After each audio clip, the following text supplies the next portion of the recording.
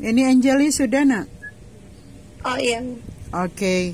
Baik, Angeli akan mempresentasikan pemahamannya tentang kedudukan dan fungsi bahasa Indonesia. Jadi ini Angeli akan memberikan penjelasan tentang apa yang dia pahami setelah mendengar atau mengikuti perkuliahan pada modul yang pertama.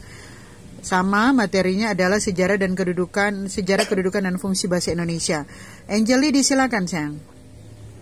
Ya, baik. Terima kasih atas kesempatan yang diberikan. Perkenalkan, nama saya Angeli Saraka Seger dari kelas 1C dan saya akan membahas mengenai kedudukan dan fungsi bahasa Indonesia. Kita masuk pada bagian yang pertama, yaitu sejarah bahasa Indonesia. Indonesia merupakan negara yang terdiri dari beribu pulau dengan budaya dan bahasa yang beragam.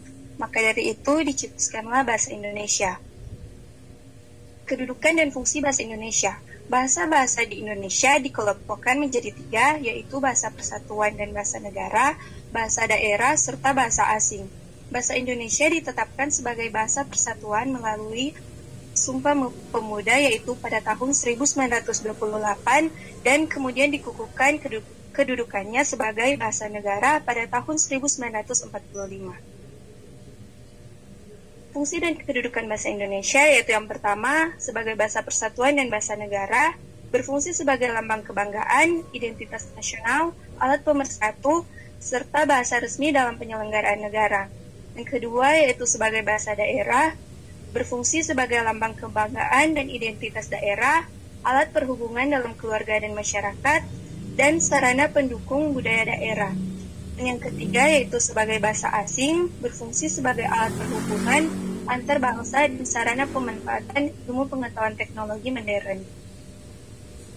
Kita masuk pada bagian bahasa Indonesia baku. Bahasa Indonesia tumbuh dan berkembang dalam masyarakat multikultural sehingga bahasa Indonesia mempunyai varian yang sangat banyak, baik varian akibat perbedaan daerah penggunaan maupun varian akibat kelompok sosial penggunanya.